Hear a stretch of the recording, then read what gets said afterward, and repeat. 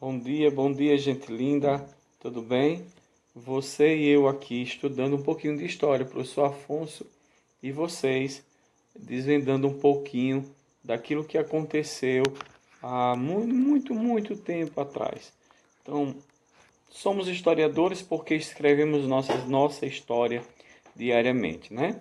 Então, nesse vídeo, neste vídeo que estou aqui apresentando para vocês, nós iremos trabalhar um pouco sobre as antigas civilizações, né? Uma das civilizações que mais se destacou na antiguidade, né? Foi a civilização egípcia. Nós vamos falar um pouco sobre a civilização egípcia, a sua fase misteriosa, um pouco sobre a vida social da comunidade, de como ela se desenvolveu. Isso é muito rápido, muito breve, sem dor de cabeça e sem aperreios. Veja só, o Egito Antigo ele é uma das civilizações mais bonitas lá do passado. Por quê? Porque a população, ela, em seus costumes, ela colocou muito a veneração, a adoração à força da natureza, às forças da natureza, os quais tornaram-se deuses para ele, né? Essa civilização ela se desenvolveu ao longo das margens do rio Nilo, que fica no nordeste da África. O Egito ele tem três proteções, três defesas naturais. Uma delas é o Mar Vermelho, a outra o deserto e a outra o Mar Mediterrâneo. Por isso que durante anos os egípcios eles viveram em paz e ao mesmo tempo o seu modo de produção também foi resguardado. Por isso o acúmulo de ouro, o acúmulo de pedras preciosas e o acúmulo de conhecimento, principalmente na área da medicina, não é? Os egípcios eles adoravam, como eu falei de antemão, a todas as formas de força de natureza, como o sol, né? A lua, como as estrelas, tá? Como as enchentes do rio Nilo, como o deserto, os animais, a noite, tá? A lua. Então eles tinham esse processo de de veneração. Com isso, eles levavam também isso para o vida pós-morte, porque eles criam que existia vida após a morte, tá? Então, eles viviam para a morte, eles produziam para a morte, tudo o que eles faziam. Então, nesse sentido, nós podemos relembrar que os egípcios eles eram politeístas, adoravam, veneravam vários deuses e eles eram teocráticos, tinham como a religião, não é? Os deuses, o templo, os sacerdotes como centro das relações sociais. Então, o faraó ele era considerado o deus homem na terra, ele era representante do deus Sol, o Ra, ou Amon-Ra, como eles chamavam, né? Tinha outros deuses, então. A sua economia era pautada na agricultura, já que eles viviam às margens do rio Nilo. E aí eles produziam, de certa forma, eles produziam muitos cereais, né? Muitos cereais, como milho, vamos lá, como milho, como cevada, como lentilhas e tantas outras tipos de frutos, figo, que dava muito às margens do rio Nilo.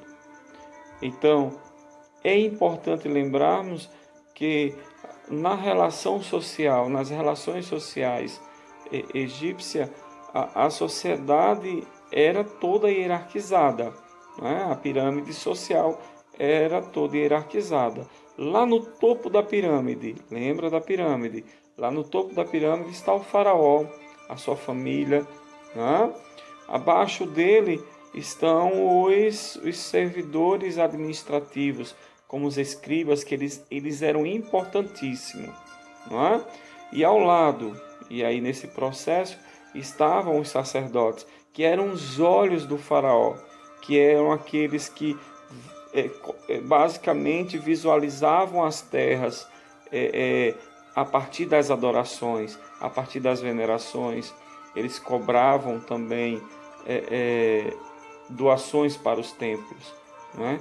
E os faraós sabiam tudo o que acontecia dentro das terras, justamente por causa dos sacerdotes. O faraó era sumo sacerdote da civilização. Bem, o primeiro faraó foi Menes. Menes, ele unificou o Alto e o Baixo Egito. Lembrando que antes de ser uma civilização tão bonita, tão grande, tão extensa, o Egito, ele era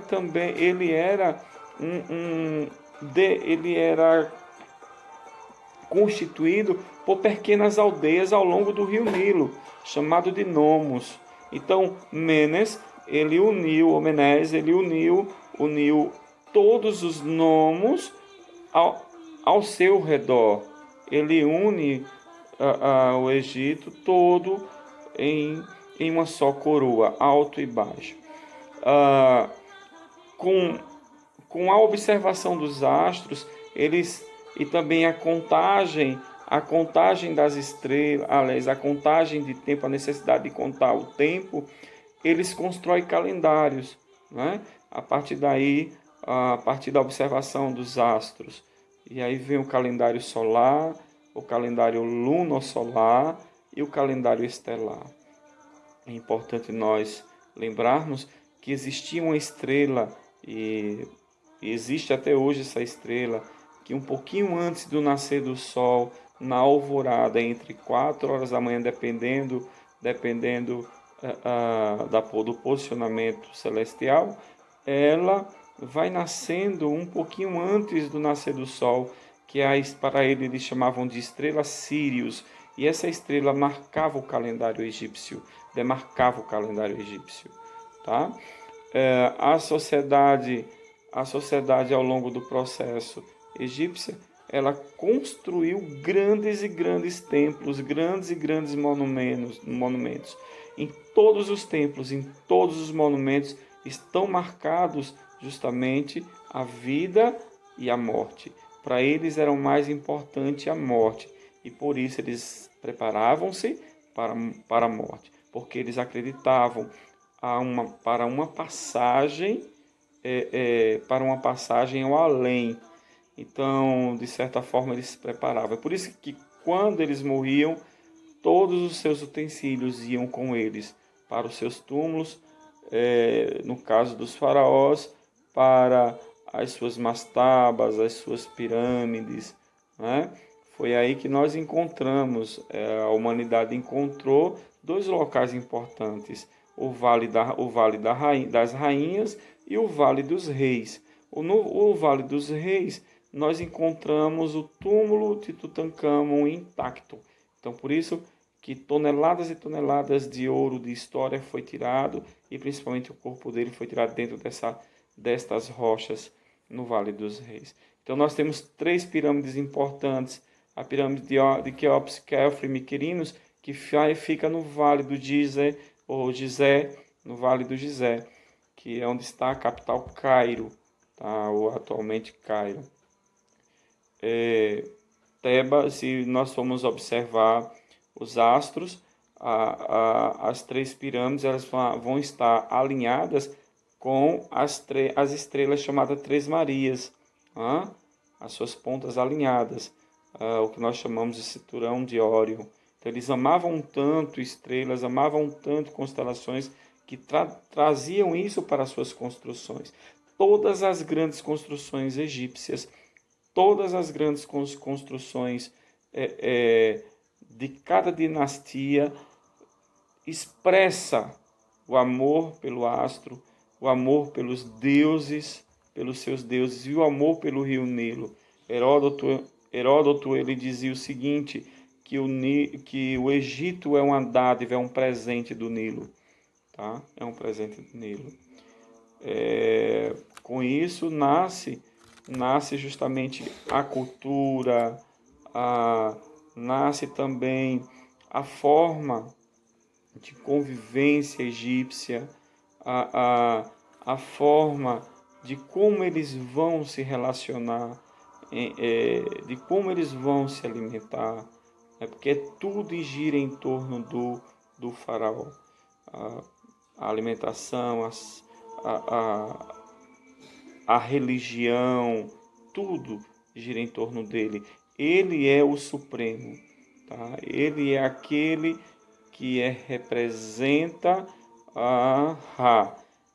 E nesse processo eles caminhavam. Bem, as grandes construções egípcias, ela nos ajuda a traduzir a necessidade pelo poder, a necessidade pela grandiosidade, por deixar marcado o seu nome na história, tá? Por deixar marcado o seu nome na história. Nesse processo, nós vamos compreender o uso da matemática, o uso da geometria, o uso também dos cálculos, né, de espaço, de simetria, e a necessidade por conhecer o corpo humano fez com que eles usassem a medicina, usassem como posso dizer, o trabalhar no corpo. Alguém falecia, eles tinham que tirar as partes importantes, as partes vitais do corpo. E ao tirar as partes vitais do corpo, eles trabalhavam medicina sem perceber, não é? Trabalhavam a medicina sem perceber. Então, a escrita egípcia ela era hierográfica, não é? E essa escrita ela traduzia símbolos, imagens para facilitar a comunicação deles, tá? Facilitar a comunicação deles.